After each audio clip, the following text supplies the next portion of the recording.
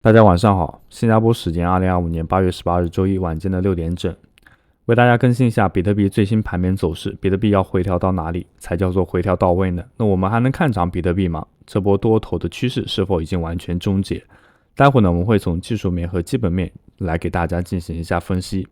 包括针对走势的一些想法以及交易计划。本周，全球投资者将目光聚集在杰克逊霍尔全球央行年会，美联储主席鲍威尔将于北京时间22日晚间发表讲话。有分析警告称，在美联储降息预期持续升温的背景下，一旦鲍威尔的讲话释放危险信号，将引发金融市场剧烈震动。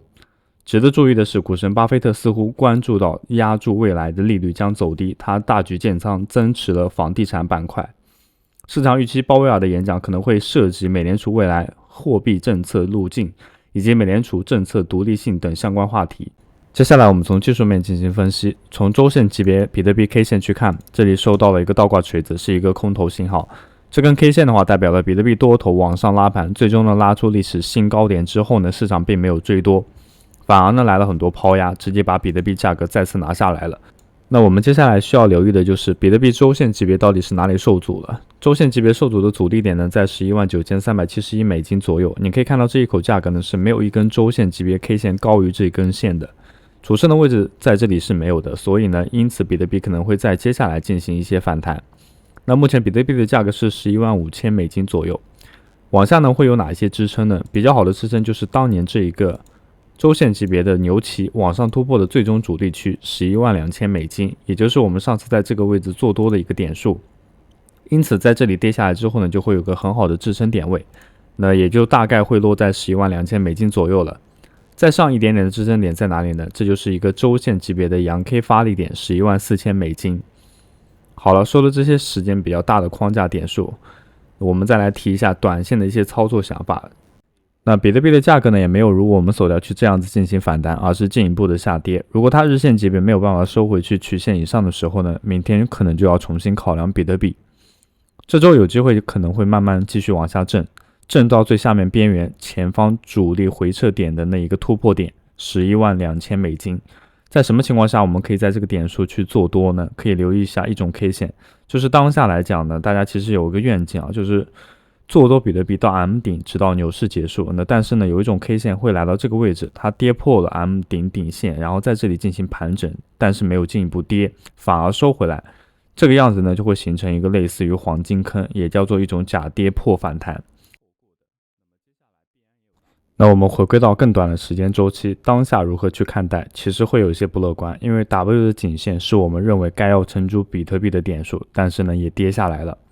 所以呢，在往下的时候呢，你可以稍微留意一下我们左手边，应该这些点位会成为一个空头的目标节点。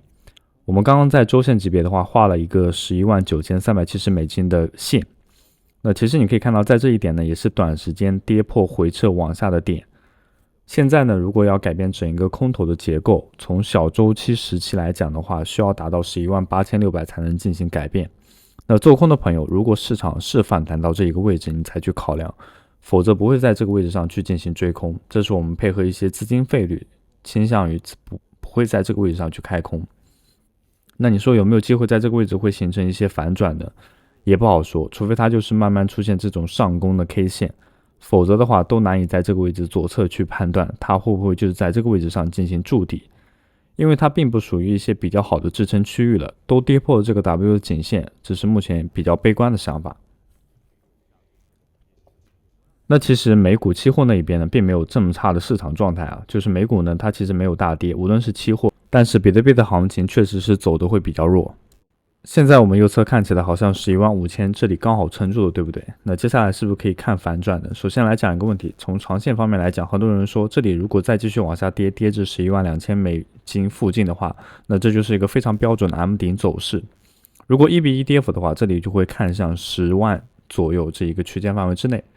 那之所以会这么讲呢，可能是因为受上一轮牛市的影响，因为在上一轮牛市当中呢，它在这个价位区间也进行到了一个大幅的跌幅。那么这一轮牛市呢，大家也会惯例性认为，在这次的话也逃不过这个跌幅。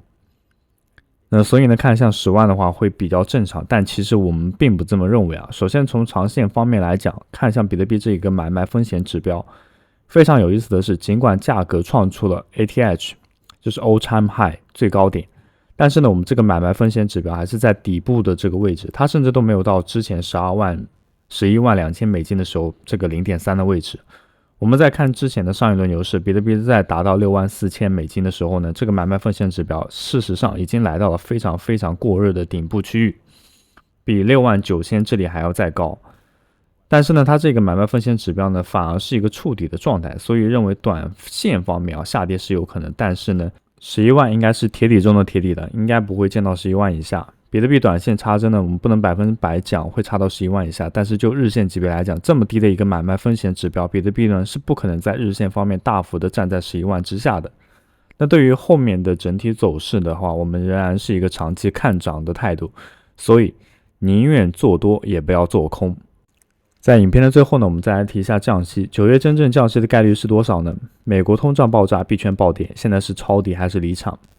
其实链上的巨鲸的话也会给出一部分的答案。首先是急转直下的9月降息，好像是要出事了，因为美国最新发布的通胀指标 PPI 堪称炸裂，双较前值的话暴涨 1%， 从正常的 2.6% 来到了高膨胀的 3.7%。那鲍威尔看到之后呢，肯定会血压飙升，搞不好都想要进行加息。但是令人更担忧的是，下月通胀可能还会继续飙升，因为这次的数据是发布的7月份的数据，而川普更加激进的关税实施则是从8月开始，所以下次数据的话可能还会再涨，而且这个概率不会再低的。那看到这里的话，很多观众也可能和我一样会有疑问，为什么周二的 CPI 平平无常，而周四的 PPI 却炸了呢？这确实是个好问题，因为里面区别其实比较大，因为 PPI 是生产者指数， CPI 的话是消费者指数，所以 PPI 它是一个先行指标，而 CPI 则是滞后指标。先是生产成本上升，造就了商品价格上涨，之后呢就会传导到消费端，导致 CPI 上升。所以 PPI 作为一个上游的生产端是更加敏感的。那么它的通胀呢会逐渐传导到下游的消费 CPI 上，因此 CPI 在接下来几个月的上升似乎会成为一个大概率的事件。那么问题来了，美联储9月份会降息吗？毕竟不少联储官员他会认为9月份降息的话过早，因为从目前的利率市场来看呢，降息的概率是远大于不降息的概率的。这里呢有一个很浅层的底层逻辑可以跟大家分享一下，那么它就是全球货币的供应量 MR。 大家可以很明显的看到，当 MR 上升的时候呢，比特币就会猛涨，当 MR 下降的时候呢，比特币又会下跌。币价呢通常会略微滞后 MR 1-2个月。那明白这个逻辑的话，很容易预测接下来比特币的走势。全球货币的供应量在经历了长达半年的上升期之后呢，现在已经开始略微的停滞了，那么甚至略有下降，不过幅度呢不大。所以呢，从全球流动性的角度来看，比特币接下来的价格呢可能还是会继续进行盘整，直到下一次放水印钞才会迎来新一波的主升浪。因此比特币的涨跌并不是玄学，它是跟全球货币供应量挂钩的。一些散户的话，可能他天天在涨一些就猜一些涨跌，而专业的投资人的话是可以通过各项的数据来综合判断当前的行情。不要忘记每天打卡签到，这些经验值的话都将作为后续空头发放的一个凭证。另外，我们指标平台更新了 SYP 功能，该功能可以解锁平台所有指标信息，便于你更好的使用和开设仓位。使用我们的注册链接完成交易所的注册，并且完成如下的任务，就可以轻松享受仅限100的席位，先到先得。视频下方的注册链接即可以轻松注册全球第一交易所币安，并享受我们的专属手续费减免优惠。 OKX 交易所最强信任福利数字盲盒手续费减免， XT 交易所全网合约最高返现比例 20%， 现货 49%， 以及我们协同币安、OKX 和 XT 交易所进行的独家签约的跟单交易，利用手上闲置资金进行跟单，可以让自己的利益增长最大化。以下是如何在合约跟单当中找到我们这一个平台。以上就是本期视频的所有内容。我们在视频当中提到的关键点位是可以通过交易指标平台得出的，熟练并运用交易指标平台会对以后的交易铺砖添瓦。我们下期视频再见。